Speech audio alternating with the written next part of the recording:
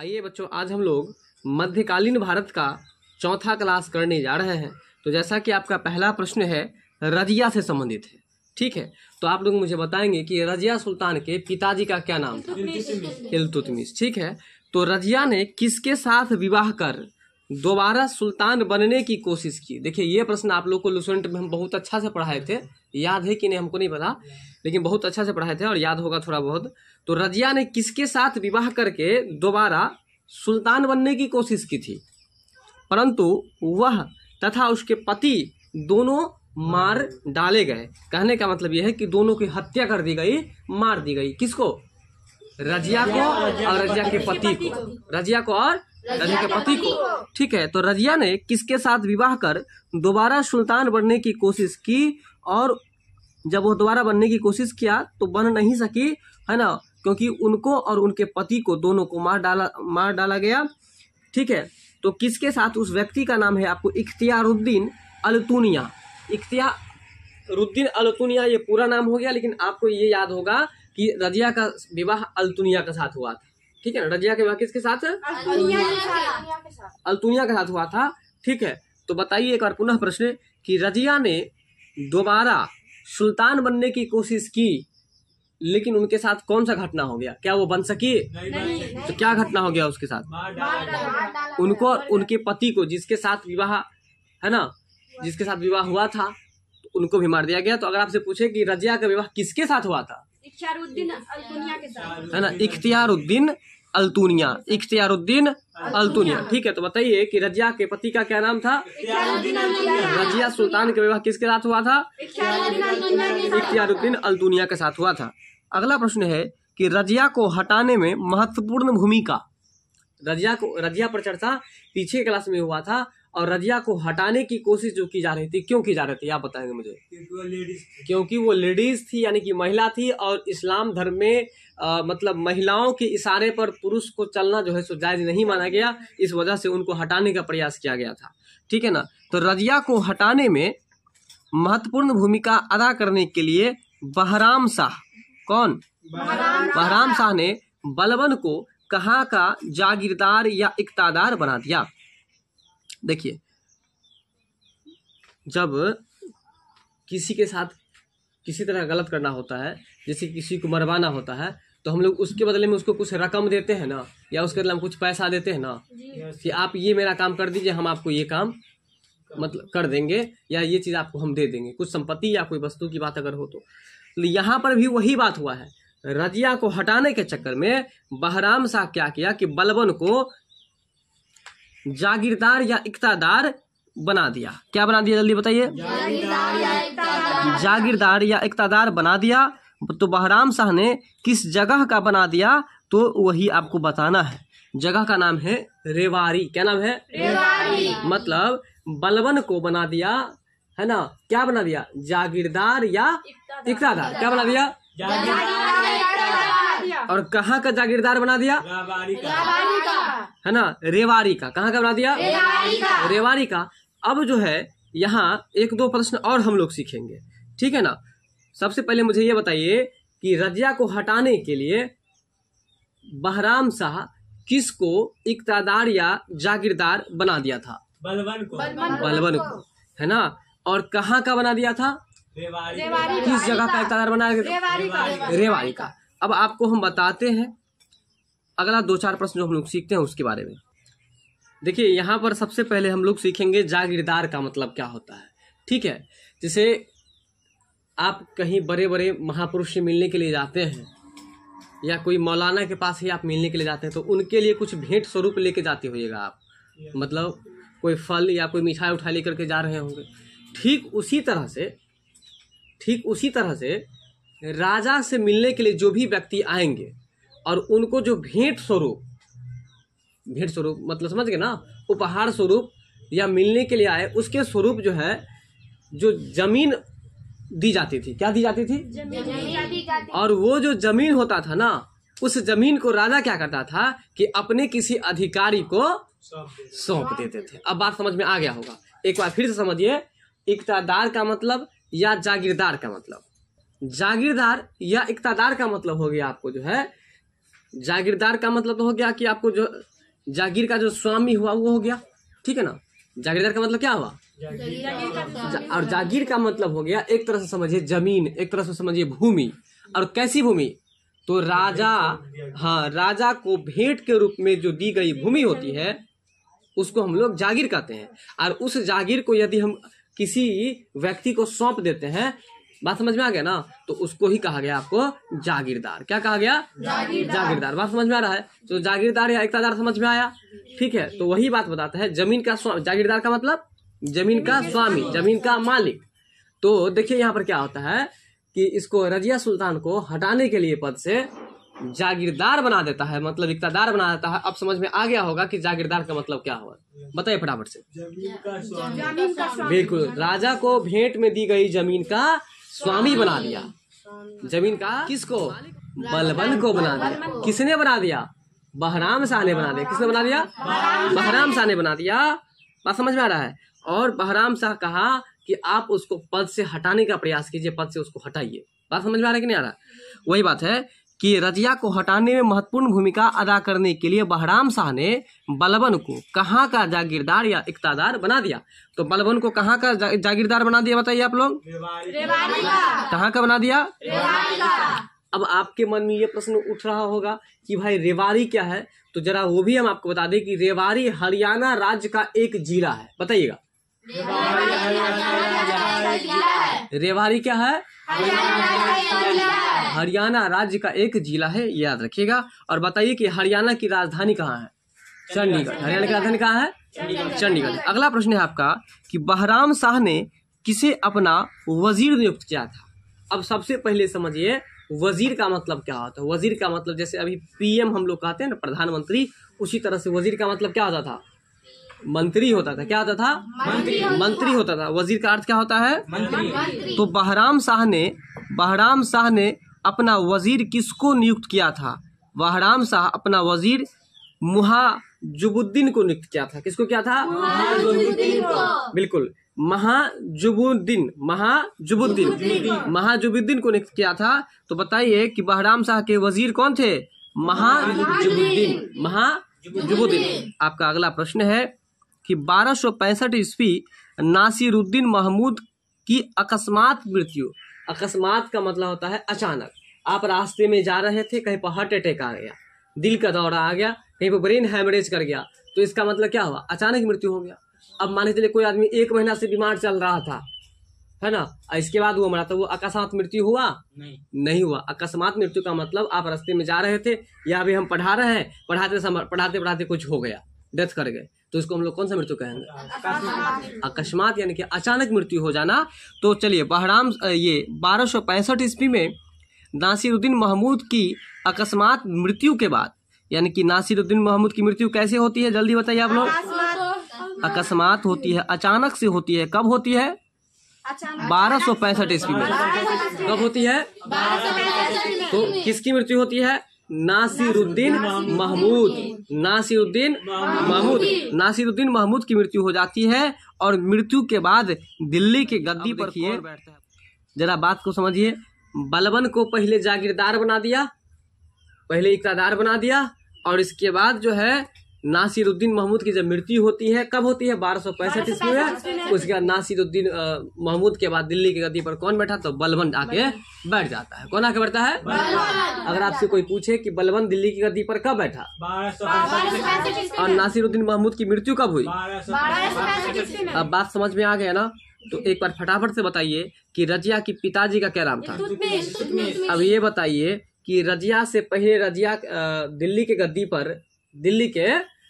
पर है ना, कौन बैठे थे रजिया के, कौन मतलब भाई बैठे हुए थे, और भाई का नाम क्या था, तो कुतुबुद्दीन फिरोज था। अब ये बताइए कि रजिया का विवाह किसके साथ हुआ था, अल्तुनिया के साथ। बिल्कुल, अल्तुनिया के, इख्तियारुद्दीन अल्तुनिया के साथ। किसके साथ, अब ये बताइए कि रजिया को हटाने में सबसे महत्वपूर्ण भूमिका निभाने वाला व्यक्ति कौन था, बहराम शाह।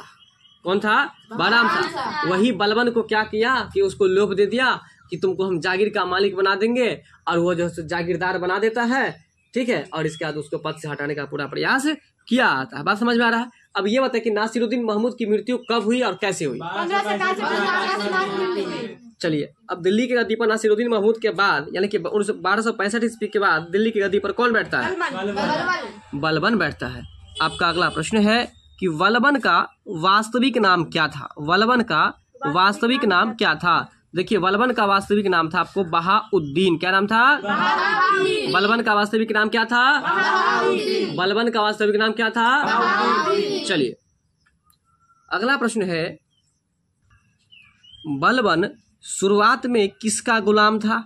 बलबन जो है शुरुआत में किसका गुलाम था? इल्तुतमिश का, है ना? किसका गुलाम था? बलबन जो है, अब देखिए यही तो बड़ी समस्या पहले के समय का देखा जा रहा है, समझे कि नहीं? और अभी के समय में यदि ये घटना होता है तो कोई बड़ी बात नहीं है। जैसे आप लोग अभी पढ़ रहे हैं हमसे, कभी ऐसा समय आया कि आप लोग ही हमको दबोचने लगे, आप लोग ही हम पर आक्रमण करने लगे, तो वही बात हुआ कि इल्तुतमिश का गुलाम था, इल्तुतमिश के बारे में सारा कुछ जानता था। बात समझ में आ रहा है? और वही हुआ कि बलबन जो है शुरुआत में इल्तुतमिश का गुलाम था, ठीक है। बाद में जाकर के क्या होता है, बलबन जो है, अब बताइए, इल्तुतमिश की बेटियों को जो है प्रहार करने लगता है और जागीरदार के जो है बनने के शौक में वह जो है रजिया सुल्तान को ही पद से हटा देता है। उसी का रोटी खा के वो पला, उसी का रोटी खा के पला ना। जब गुलाम किसका था? इल्तुतमिश का, उसके बाप का, और उसी का गुलाम होकर के उसी की बेटी को पद से हटा दिया। बात पकड़ रहे हैं कि नहीं पकड़ रहे हैं आप लोग? बात को पकड़िए, जब याद कीजिएगा ना तो भूल जाइएगा। इसलिए हम कहानी बता रहे हैं, कहानी को ढंग से सुनिए, ठीक है ना? कहानी को ढंग से सुनिए। तो बलबन प्रारंभ में किसका गुलाम था? इल्तुतमिश का। अब एक प्रश्न की चर्चा आप अभी किए कि रजिया सुल्तान को पद से हटाने में सबसे महत्वपूर्ण भूमिका किसकी रही। हम देखिए एक बात बताते हैं, अभी मोदी को हराने के लिए बहुत लोग प्रयास में थे, है कि नहीं? तो इसमें किसी खास एक ही व्यक्ति का नाम तो नहीं आएगा, बहुत सारे व्यक्तियों का नाम आएगा ना। तो वही बात है, ऑप्शन के हिसाब से यदि यहाँ पर देखें तो यहाँ पर हम लोग पढ़े थे कि बलबन जो है सो सबसे महत्वपूर्ण भूमिका निभाया था और बहराम शाह। लेकिन इसके अलावा तुर्क सरदार भी था, जैसे कि तुर्क सरदार का आपको नाम बताए हम, ठीक है ना? तो तुर्क सरदार का यदि हम नाम बताए आपको तो इसका आंसर आपको गयासुद्दीन बलबन हो जाएगा। अर्थात गयासुद्दीन बलबन जो है यह आपको रजिया सुल्तान को पद से हटाने में काफी महत्वपूर्ण भूमिका निभाए थे। और यहाँ पर उस्काने का काम कौन कर रहा है? बहराम शाह। बहराम शाह उसको जागीरदार बनाने का लोभ देता है और उसको जागीरदार या इक्तादार बना देता है, और इसके बाद बलबन जो है सो उसको पूरे पावर के साथ उसको पद से हटा देता है। ठीक है, यहाँ तक बात क्लियर हो गया। अब जो आपका अगला प्रश्न है कि अपने विद्रोहियों का दमन करने का मतलब समझते हैं ना? दबाना, पराजित कर देना। अपने विद्रोहियों को दमन कर अपनी शक्ति को समेकित कर, समेकित का मतलब सही बात है, अपनी शक्ति को मजबूत कर लिया है ना, इकट्ठित कर लिया। और समेकित करके बलबन ने कौन सी उपाधि धारण कर लिया? मतलब बलबन जो है ना अपने विद्रोही को, अपने विरोधियों को क्या कर दिया? दमित कर दिया। और अपनी शक्ति को समेकित करके बलबन ने एक उपाधि धारण कर लिया। उस उपाधि का नाम है जिल्ले इलाही। क्या नाम है उपाधि का नाम? अगर आपसे पूछे कि जिल्ले इलाही किनकी उपाधि है? बलबन की। और प्रश्न इसी तरह से पूछता है, भले ही प्रश्न यहाँ पर ज्यादा घुमाया गया है, प्रश्न सिंपल ऐसे पूछेगा कि जिल्ले इलाही किनकी उपाधि है? बलबन की। जिल्ले इलाही किनकी उपाधि है? बलबन की है। ठीक है, यहाँ तक बात समझ में आया? शांत चित्त होकर के बैठिए, ध्यान से सुनिए। बलबन ने किसे दीवान ए अर्ज, बहुत ही ज्यादा पूछता है, इसको भी याद कर लीजिए। किसी भी प्रतियोगिता परीक्षा में ये विभाग बहुत ही महत्वपूर्ण होता है। बलबन ने किसे दीवान ए अर्ज, और दीवान ए अर्ज जो है सो किस विभाग से संबंधित था? सैनिक। सही बात बताया आप, सैनिक विभाग से, यानी कि सेना विभाग से, है ना। तो कह रहा है कि बलबन ने किसे दीवान ए अर्ज नियुक्त किया? तो याद रखिएगा इमाद उल मुल्क को किसको नियुक्त किया? बलबन ने दीवान ए अर्ज किसे नियुक्त किया है? उल मुल्क को। बलबन ने दीवान ए अर्ज किसे नियुक्त किया गया है? बिल्कुल। बलबन जो है सो सैन्य विभाग का प्रमुख बनाया किसको? तो इमाद उल मुल्क को बना दिया। आपका अगला प्रश्न है कि अपनी विद्रोहियों के प्रति बलबन ने किस नीति का पालन किया, है ना। एक प्रश्न आप लोग पढ़े थे कि लोह एवं रक्त की नीति किसने अपनाया था? तो आप लोग पढ़े थे कि बिस्मार्क ने अपनाया था। ठीक उसी तरह से बलबन अपनी विद्रोही को दबाने के लिए कौन सी रक्त की नीति अपनाई? तो देखिए उसी हिसाब से जुड़ा हुआ है, आपको लोह एवं रक्त की नीति अपनाई। तो लगभग ये मिल रहा है, गलती नहीं कर दीजिएगा। अपने विद्रोहियों को दबाने के लिए, इसलिए इस प्रश्न को आप लोग विवेक कर लीजिए। अपने विद्रोहियों को दबाने के लिए बलबन ने किस नीति का पालन किया? तो लोह एवं रक्त नीति को। ठीक है, अगला प्रश्न है आपका कि बलबन के दरबार में रहने वाला सबसे प्रमुख प्रसिद्ध फारसी भाषा के कवि कौन थे, है ना। अब यहाँ पर हम लोग दो बातें को सीखेंगे कि अमीर खुसरो जो है सो फारसी भाषा के कवि थे। अमीर खुसरो किस भाषा के कवि थे? फारसी भाषा के। अब देखिए अमीर खुसरो केवल फारसी ही भाषा में अपने काव्य को नहीं लिखे थे, लेकिन मुख्य रूप से सबसे अधिक जो है यह फारसी भाषा में ही काव्य लिखे हैं। लेकिन यह फारसी भाषा के अलावा हिंदी भाषा को भी जानते थे, अरबी भाषा को भी जानते थे, तो ये भी याद रखिएगा। और अमीर खुसरो को तूतिए ए हिंद या भारत का तोता भी कहा जाता है, ये भी याद रखिएगा। इसके साथ साथ में उर्दू साहित्य का पिता भी कहा जाता है। क्या कहा जाता है? उर्दू साहित्य का पिता। बताइए अमीर खुसरो के बारे में हम आपको 3 बातें बताए हैं। कौन कौन सा बात बताए हैं? भारत का तोता कहा जाता है, या तूतिए ए हिंद कहा जाता है, या उर्दू साहित्य का पिता कहा जाता है। अगर आपसे पूछे कि उर्दू साहित्य का पिता किसे कहा जाता है? भारत का तोता किसको कहा जाता है? तूतिए ए हिंद किसको कहा जाता है? अमीर खुसरो मुख्य रूप से किस भाषा के कवि थे? अमीर खुसरो क्या केवल फारसी ही जानते थे? नहीं, वो हिंदी भी जानते थे, वह अरबी भी जानते थे और फारसी भी जानते थे। बात यहाँ तक क्लियर हो गया। तो एक बार पुनः बताइए आप लोग कि बलबन अपना सेना विभाग का प्रमुख किसको बनाया था? इमाद उल मुल्क को। किसको बनाया था? और बलबन ने अपने विद्रोहियों को दबाने के लिए किस नीति को अपनाया था? लोह एवं रक्त की नीति को अपनाया था। आपका अगला प्रश्न है जलालुद्दीन फिरोज खिलजी, बोलिएगा जरा। जलालुद्दीन फिरोज खिलजी ने किस वंश की स्थापना किए थे? तो याद रखिएगा आपको खिलजी वंश की स्थापना किए थे, और कब किए थे? 1290 ईस्वी में किए थे। कब किए थे? है ना, कब किए थे? 1290 में। अगर आपसे पूछ दे कि खिलजी वंश का शासनकाल क्या था, तो आप इसका जवाब क्या देंगे? तो याद रखिएगा कि खिलजी वंश का शासनकाल जो है 1290 ईस्वी से लेकर के 1320 ईस्वी तक। कब से कब तक? बिल्कुल, यानी कि खिलजी वंश जो है 1290 से लेकर के और 1320 तक जो है सो अपने शासन को चलाया था। बात समझ में आ रहा है? तो बताएंगे आप लोग कि जलालुद्दीन फिरोज खिलजी, कौन? जलालुद्दीन फिरोज खिलजी किस वंश की स्थापना किए थे? और उसकी स्थापना कब हुई थी? कब तक वह स्थापित रही? 1320 ईस्वी तक। तो यहाँ से 4-5 प्रश्न हम लोग सीख गए। ठीक है, चलिए अब आपका अगला प्रश्न है जलालुद्दीन फिरोज खिलजी का भतीजा। भतीजा तो समझते हैं ना? भतीजा को अंग्रेजी में क्या कहा जाता है? नेफ्यू। क्या कहता है? नेफ्यू। तो जलालुद्दीन खिलजी का भतीजा जो उसकी हत्या कर दिल्ली की गद्दी पर बैठ जाता है। अब बताइए, जलालुद्दीन खिलजी का भतीजा उसको हत्या कर दिया और दिल्ली की गद्दी पर बैठ गया, है ना। बड़ा मारकाट पहले चल रहा था, अपने को अपने मारता था, और वही समय फिर आते जा रहा है। जलालुद्दीन खिलजी का भतीजा जो अपने चाचा जी को हत्या कर दिया, किसको? अलाउद्दीन खिलजी को। और जलालुद्दीन खिलजी का भतीजा जो उसकी हत्या कर डाली और दिल्ली की गद्दी पर बैठा, कौन? अलाउद्दीन खिलजी, है ना। इसका मतलब सिंपल तौर पर ये समझिए कि जलालुद्दीन खिलजी के भतीजा का क्या नाम था? तो अलाउद्दीन खिलजी था। यानी कि अलाउद्दीन खिलजी के चाचा जी का क्या नाम था? जलालुद्दीन खिलजी। लगभग मिलता है जलालुद्दीन और अलाउद्दीन। तो जलालुद्दीन जो थे चाचा थे या कि भतीजा थे? चाचा थे। जलालुद्दीन खिलजी जो थे वो चाचा जी थे, और उनके भतीजा जो थे वो कौन थे? अलाउद्दीन खिलजी थे। और वो अलाउद्दीन खिलजी अपने चाचा को मार देता है, यानी कि किसको मार देता है? जलालुद्दीन फिरोज खिलजी को मार देता है, जिसको शॉर्ट में यहाँ पर जलालुद्दीन खिलजी लिखा है। उसको मार करके और दिल्ली की गद्दी पर मतलब राजा बनने के लिए अपने चाचा जी को साफ कर देता है ना। आपका अगला प्रश्न है कि अलाउद्दीन खिलजी ने अलाउद्दीन खिलजी ने अपना राज्याभिषेक कब किया? अलाउद्दीन खिलजी जो है राजा कब बना और कहाँ पर बना? तो याद रखिएगा 22 अक्टूबर 1296 ईस्वी में जो है ये राजा बना। और ये कहाँ का राजा बना बताइए? लाल महल दिल्ली का। लाल महल दिल्ली में है और वहीं पर जो है अपना राज्याभिषेक किया। एक बार पुनः प्रश्न को समझिए कि अलाउद्दीन खिलजी का राज्याभिषेक कब और कहाँ हुआ। तो याद रखिएगा कि अलाउद्दीन खिलजी का राज्याभिषेक जो है 22 अक्टूबर 1296 ईस्वी को 22 अक्टूबर 1296 ईस्वी को कब बना है?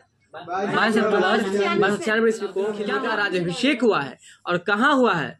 लाल महल दिल्ली में। लाल महल दिल्ली में। बताइए आप लोग कि हवा महल कहाँ है? जयपुर में। हवा महल कहाँ है? जयपुर में है। ठीक है, यहाँ तक बात कुछ समझ में आया कि नहीं? चलिए तो बताइए एक बार पुनः अलाउद्दीन खिलजी का राज्याभिषेक कब और कहाँ हुआ? 22 अक्टूबर 1296 ईस्वी को लाल महल दिल्ली में इनका राज्याभिषेक होता है। फिर देखिए नोट करके क्या लिखा है कि दिल्ली में स्थित लाल महल का निर्माण जो है सुल्तान बलबन ने कराया है। ठीक है ना? तो दिल्ली में जो स्थित लाल महल है उसका निर्माण किसने करवाया है?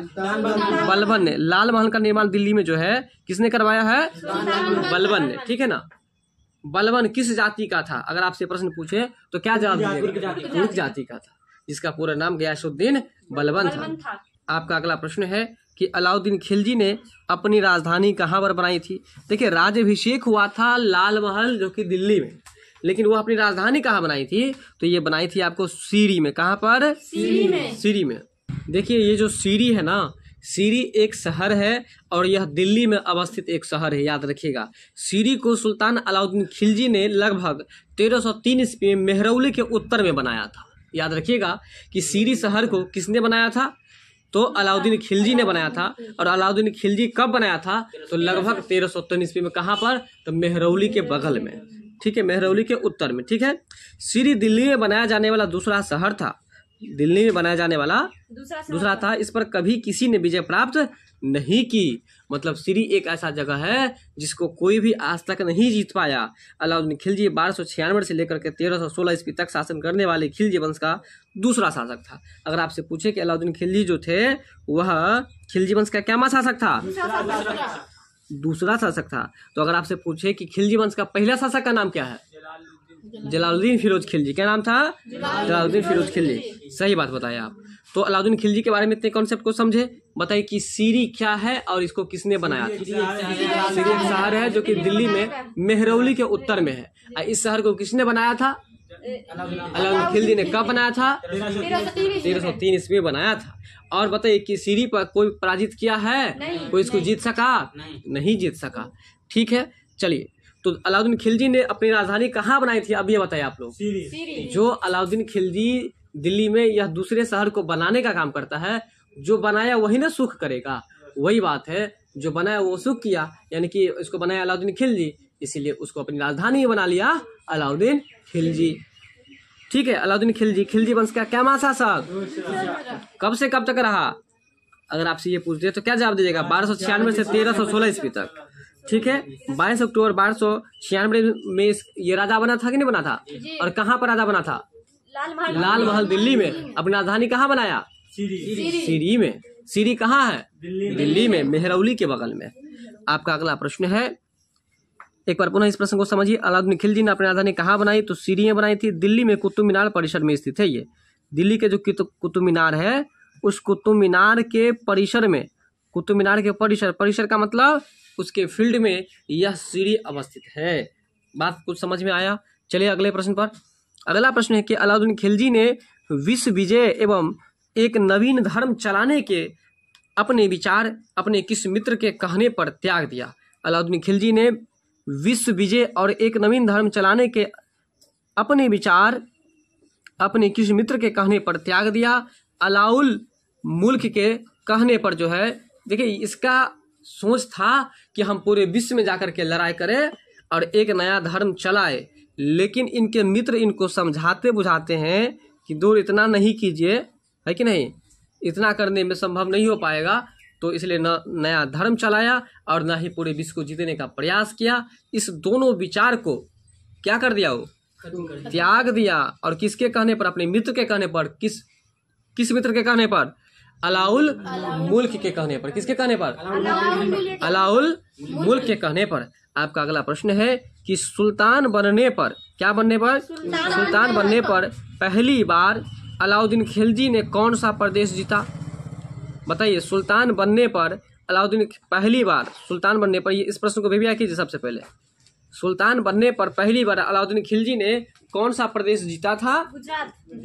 गुजरात जीता था। बताइए, गुजरात की राजधानी कहाँ है ना? अलाउद्दीन खिलजी सबसे पहले किस शहर को जीता था? गुजरात को। चलिए, अब है आपका अगला प्रश्न है कि अलाउद्दीन खिलजी के उसके गुजरात अभियान का नेतृत्व उसके किन सेनापतियों ने किया? अलाउद्दीन खिलजी के शासनकाल में। किसके शासनकाल में? अलाउद्दीन के शासनकाल में। उसके गुजरात अभियान, अलाउद्दीन खिलजी सबसे पहले किस पर हमला किए थे? गुजरात प्रदेश को जीता था सबसे पहले। गुजरात अभियान का नेतृत्व उनके किस सेनापति ने किया था? तो उलुग खां और नुसरत खां। बताइएगा, उलुग खां और नुसरत खां। उलुग खां और नुसरत खां। उलुग खां और नुसरत खां। बात समझ में आ रहा है? तो कहने का मतलब यह है कि अलाउद्दीन खिलजी के शासनकाल में गुजरात अभियान का नेतृत्व किस सेनापति ने किया है? उलुग खां और नुसरत खां ने किया है। बताइए कि अलाउद्दीन खिलजी के शासनकाल में उनके गुजरात अभियान का नेतृत्व जो है वह किस सेनापति ने किया था? उलुग खां और नुसरत खां ने किया था। आपका अगला प्रश्न है कि अलाउद्दीन खिलजी ने मलिक काफूर को, किसको? मलिक काफूर को किस पद पर नियुक्त किया था? इस प्रश्न को भी आप लोग भी व्याख्या कर लीजिए। अलाउद्दीन खिलजी ने मलिक काफूर को किस पद पर नियुक्त किया था? तो मलिक ए नायब के पद पर। किस पद पर? मलिक ए नायब के पद पर। अलाउद्दीन खिलजी ने मलिक काफूर को किस पद पर नियुक्त किया था? मलिक ए नायब के पद पर। अलाउद्दीन खिलजी ने मलिक काफूर को किस पद पर नियुक्त किया था? मलिक ए नायब के पद पर नियुक्त किया था। अगला प्रश्न है कि अलाउद्दीन खिलजी के समकालीन, अलाउद्दीन खिलजी के समकालीन रणथंभौर, क्या बोलिएगा? कहाँ है रणथंभौर? बताइए आप लोग। राजस्थान में है, ठीक है ना? तो अलाउद्दीन खिलजी के समकालीन रणथंभौर का शासक कौन था जिसने अलाउद्दीन के खिलाफ विद्रोह करने वाले मंगोल नेताओं को शरण दी थी? प्रश्न को समझिएगा। अलाउद्दीन खिलजी के समकालीन मतलब अलाउद्दीन खिलजी के समय में रणथंभौर का शासक कौन था? रणथंभौर एक जगह है और उसका राजा कौन था जिसने अलाउद्दीन के खिलाफ विद्रोह करने वाले मंगोल नेता, मतलब अलाउद्दीन खिलजी के खिलाफ में जो नेता लड़ने वाला था ना, उसको शरण दिया था, उसको बचाने का काम किया था। तो वह जो है आपको कौन सा राजा था रणथंभौर का, वो पूछा जा रहा है। हम्मीर देव, क्या नाम था? हम्मीर देव, क्या नाम था? हम्मीर देव नाम था उसका, ठीक है ना? अलाउद्दीन खिलजी के समकालीन रणथंभौर का शासक कौन था जिसने अलाउद्दीन खिलजी के खिलाफ लड़ने वाले नेता, अलाउद्दीन खिलजी के खिलाफ लड़ने वाले मंगोल नेता को शरण दिया था? तो उसका नाम है आपको हम्मीर देव। यहाँ तक समझ में बात आया, ठीक है ना? अगला प्रश्न है रणथंभौर विजय। रणथंभौर विजय के बाद अलाउद्दीन खिलजी ने किसे वहां का प्रभारी बना दिया? उलुग खां को। किसको बना दिया? बिल्कुल। रणथंभौर जब वह जीत जाते हैं, और रणथंभौर कहाँ पर है अभी जस्ट बताए थे, बताइए आप लोग। राजस्थान में, ठीक है ना? रणथंभौर जब वह जीत जाते हैं उस समय अलाउद्दीन खिलजी ने वहां का प्रभारी उलुग खां को बना दिया, ठीक है यहाँ तक। अगला प्रश्न है कि अलाउद्दीन खिलजी ने 1303 ईस्वी में मेवाड़, है ना, मेवाड़ पर किस शासक को पराजित कर उसे उस पर अधिकार कर लिया? बताइए आप लोग पहले कि मेवाड़ कहाँ है? राजस्थान। मेवाड़ राजस्थान में है। मेवाड़ कहाँ है? राजस्थान में। तो राजस्थान में है, ठीक है ना? अलाउद्दीन खिलजी ने 1303 ईस्वी में मेवाड़ पर किस शासक को पराजित कर उस पर अधिकार कर लिया? तो रतन सिंह को। किसको? रतन सिंह को। अलाउद्दीन खिलजी ने 1303 ईस्वी में मेवाड़ पर किस शासक को पराजित कर दिया? मतलब मेवाड़ पर यह पराजित करता है और मेवाड़ के जो राजा थे उसको हरा देता है और उसको हरा करके वहां पर अधिकार कर लेता है। तो बताइए कि राजा का नाम पूछा जा रहा था कि अलाउद्दीन खिलजी जब आक्रमण किया 1303 ईस्वी में मेवाड़ पर, उस समय मेवाड़ का राजा कौन था? रतन सिंह था। मेवाड़ का राजा कौन था? रतन सिंह। कहीं कहीं इसका नाम राणा रतन सिंह भी रहता है, तो अंतर नहीं समझिएगा, ठीक है ना? दोनों बराबर है। अलाउद्दीन ने मेवाड़ की राजधानी चित्तौड़ का नया नाम क्या रखा? अब बताइए कि मेवाड़ की राजधानी कहाँ थी? चित्तौड़। और उस चित्तौड़ का क्या नाम रख दिया? तो खिजराबाद। क्या नाम रख दिया? यानी कि अलाउद्दीन ने मेवाड़ की राजधानी कहाँ पर पहले स्थापित किया था, ये बताइए आप लोग। चित्तौड़। और चित्तौड़ का नया नाम क्या बदल के रख दिया? खिजराबाद रख दिया। बात यहाँ तक क्लियर है? आपका अगला प्रश्न है, अलाउद्दीन खिलजी ने मेवाड़ विजय के बाद, अलाउद्दीन खिलजी ने मेवाड़ विजय के बाद वहां का प्रभारी किसको बना दिया? अलाउद्दीन खिलजी जब मेवाड़ को जीत जाता है तब वहां का पूरा इंचार्ज, पूरा भार खिज्र खां को दे देता है। किसको दे देता है? खिज्र खां को। किसको दे देता है? खिज्र खां। इसके बाद आज का जो लास्ट प्रश्न है इसको जरा हम लोग देखते हैं।